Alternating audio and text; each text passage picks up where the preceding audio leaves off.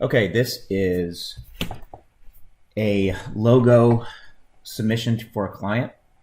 So typically, when a client comes on board and needs a new logo, we'll go to Fiverr, which is Fiverr.com, and then start thinking about actually the concept of the logo that the client wants. So for this example, the client was Bedford bush hogging. So typically, either I will provide a concept, or the client may have a concept, or we may just need to create and brainstorm a concept from scratch. But once we kind of have a concept, we need to find 3 to 5 logo creators from Fiverr that we can order the logos from, and then we will present those logos to the client. For this example, the client company is Bedford bush hogging, and we decided that the sign should be an image of a pig, or the logo, also called the mark, should be an image of a pig's face eating grass, surrounded by the words Bedford bush hogging. And those words were kind of on like a wood sign. I really wanted it to have like a farm kind of fun look, something that the client could actually put on his tractors when he's out bush hogging, a fun symbol that people would remember, that people would feel at peace with, that maybe even would make somebody smile. So the first thing I did was find some character logos. So I did a search on Fiverr for character logos, and you can see we have a lot of choices here. The number one thing I look at is you can actually rate, or you can sort by relevance, you can sort by ratings. Typically, they automatically sort by rating. So I right away, I want to look and see that the logo samples that the logo designer has make sense. They match kind of what, the image in my head, that they're quality. And I also want to check and make sure they have a very high rating. I don't want anything. Why choose a 4.8 when you have a bunch of 5s to pick from? Unless that 4.8 just has a logo concept in their portfolio that you think is amazing. So for this one, I believe I picked Sobis. I know that I picked Bihaya because they had a pig already on their logo here. And then I picked one of these other ones. But again, go through, start looking through these, pick out 3 to 5 that you think can do it. So once you're ready to move forward, you just click on the profile, and you want to go ahead and order. Typically, I'll order the basic or standard package. There's no need to order the package with the source file right now until we're sure that the client wants to pick that logo. So typically, you can get the standard or basic. The goal is pretty much to keep the logo creation, under $300. That way, we're going to get 3 to 5 choices for under $300, and we still have some money in case all the choices come back bad or the client doesn't like any. We still have some budget remaining to order some more logos. So once you've selected the package, you click continue, and you're going to have to don't worry about picking any of these the source files or the revisions, because you can always pick those later. We just want to get an initial concept first.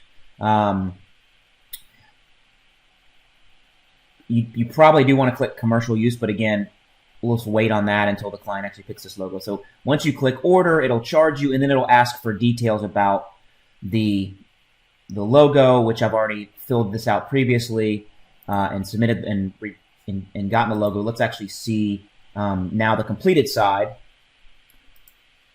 So once you order, here's kind of what it looks like. So here's the order that I placed when I first bought it. Actually, I went a little high on that one. Oops. Okay, here is the requirement. So here's the requirements that I submitted. So I found this image of a pig online, and because this was kind of the image I was thinking of, and then I also hand drew my concept on a piece of paper and took a picture of it. You can see my hand drawing here that I submitted to the client or to the designer. Hey, this is kind of what I'm looking for. So I got all the different logos delivered. Once you get the logo delivered, it's going to have a watermark typically on it. So I go ahead and approve the logo, and when you're in the approval process, it's going to have you rate the seller. So one thing you want to do when you're rating the seller is I typically always give good marks. I definitely don't want to hurt any of these as long as the logo was quality or we didn't have any issues with the designer. One thing you want to be careful of when you're actually leaving the review, you don't want to check the box. It's automatically checked that allows the logo to be presented in the portfolio, because I don't want one day one of my clients come back and saying, hey, I found my logo on Fiverr as an example. So we uncheck that box and then give them their ratings. Don't leave a tip yet, because you could actually use the ability to leave a tip later if you need some revisions done. So now that we have the 3 logos, you go to orders. Here's this client's logos. So I'm gonna open this one. You can see we had a lot of logo projects in there. Download all the files, save them on the server. So how I save the files is, if you go to Bedford Bush Hogging on my server, I just created a folder called Logo Concepts, and I saved all the different logo concepts here, and I named them 1, 2, and 3. So Logo Concept 1 files, Logo Concept 2 files, Logo Concept 3 files. That makes everything clear when you're ready to move forward for the next logo, or when the client's ready to actually approve the logo. Oh, I just realized my screen is cut off. So here's the files I was just showing. Okay, so now we've got the files. Now we need to submit these to the client. So we need to go to Canva and create a presentation for the client. There's already a template. If you just go to logo, logo presentation and click here. So now you have the Digital Treehouse logo presentation. It's blank and ready for you. And you don't want to actually use this logo presentation. You want to make a copy of it. So we're going to make a copy, and we're going to rename it Bedford Bush Hogging logo presentation, so we can find it later when we're ready to resubmit other designs to the client if they need them again. You need to remove the watermark. I actually already purchased that, so I guess they make you purchase it multiple times, but that's fine. So remove the watermark on that image. That's just a fun little image, and I can show you where I got that in Elements. So if you wanted to change that image out and use something different, you can have like a fun little element over here, something like that. Obviously, we don't want to use that. I thought this was kind of fun, showing that, hey, we've had this logo created for you by a designer, so now we're going to show them to you. So go ahead and put the client's name here. So this client is Bedford Bush Hogging. And then we want to insert the logos. The way that we do that is we go over here to Uploads. So click on the Upload menu, and then we want to upload an image. Then we want to find our images from the client. So we'll go to Bedford Bush Hogging. We'll do Logo Concepts. So this is only going to show a few of the files. It's only going to show a few of the files because it's only going to show the JPEGs and the PNGs. So we actually just want to grab, you could actually get the JPEG, because the difference is the JPEG has the white background. The PNG actually has a clear background, which shows up as black here. But if we uploaded it with this white background, it would actually upload. So typically, I upload the PNG files. So I'm going to select all these. And the reason is, and actually I really liked this one, how they kind of hand drew it. So I might show that for fun. So I'm going to upload all the files. So you can see the background disappears. So typically I always upload a PNG version of a logo to Canva, because we can then use it anywhere. Like if I wanted to actually stick it over like a colored image, it could actually pop right over it. So the first one is this one, Logo Concept 1. So we're going to pop it. Oh, so if you have this issue where it's trying to put it in the background like that, just hit Control, and there you can, I'm holding Control now while I'm moving it around. So that's going to keep it from, and then I unclick the mouse and then unclick Control. So that's going to keep it from populating in the background. Let me make sure that's centered. Again, as soon as I move it, it's going to want to put it in the background. So I'm just going to, there we go. All right, that's Logo Concept 1. Logo Concept 2. All you gotta do is click it. It's going to pop it right there. So actually, it kind of centered it very nicely. I want to shrink it just a little bit. If you're going to shrink it, you got to grab the corners and not the side tabs, because that's actually going to change the shape of it. So we want to just shrink it a little bit. How did I have this one? Yeah, just kind of give it an eyeball of my spacing here, and then so I'm going to hit Control, and I'm just going to kind of drop it right here in the center. These are some fun logos. I really like how these came out. Oops. Okay. So that I messed up so I'm gonna hit Control Z. There we go. That's gonna undo that. Good. I think just a hair up. There we go. All right. The problem is when you click Control, it gets rid of your navigation lines. So I think that's just kind of a flaw in Canva. But I'm really kind of looking at this center block and making sure that that's kind of lined up in the middle. Probably needs a little bit of adjustment to the right.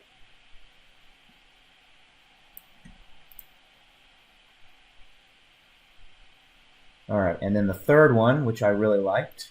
So I always typically put, my favorite last, just because I kind of want them to get better as the client goes through the logos. Although I have had a client pick the first one. One thing to note is you'll never know what the client is going to pick. So let me undo my mouse and click that. There we go. A lot of color there. Probably a little colorful for a logo, but again, this was a fun logo. All right, so we've got logo 1. Let me bring that up just a hair. Actually, I'll make that just a little bit bigger. There we go.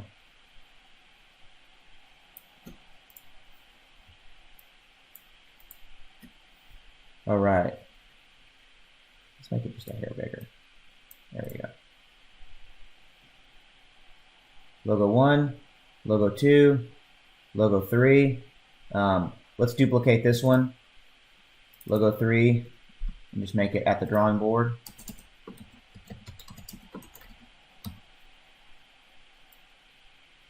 You stretch that out so it fits. There we go. Click that and delete it. Pop in the drawing board.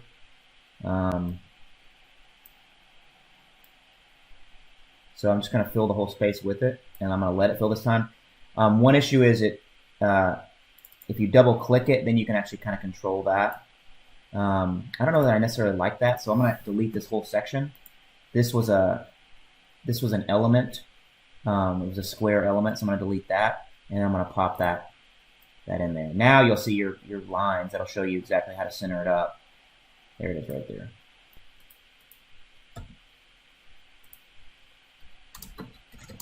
Thank you. So we just want to make sure the client's not going to hurt our feelings. Some clients get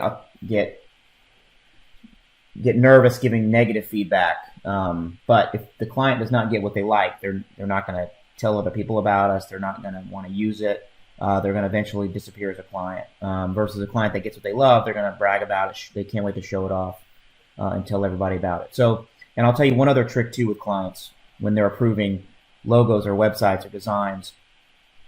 Typically, when they like something, even though they might want changes, they're going to respond pretty quickly. They're going to say, "Oh, this is great. Oh, I love it. Just a couple tweaks.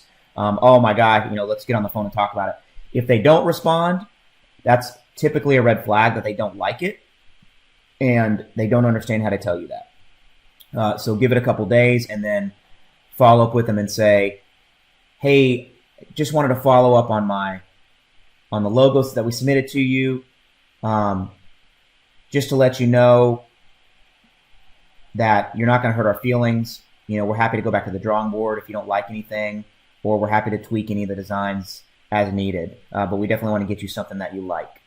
All right, so now that this is ready to go, we can download it. So you click this download button. Some cool things with Canva is you could actually click present and present this as an online presentation with a link. Or you can download it as a PDF.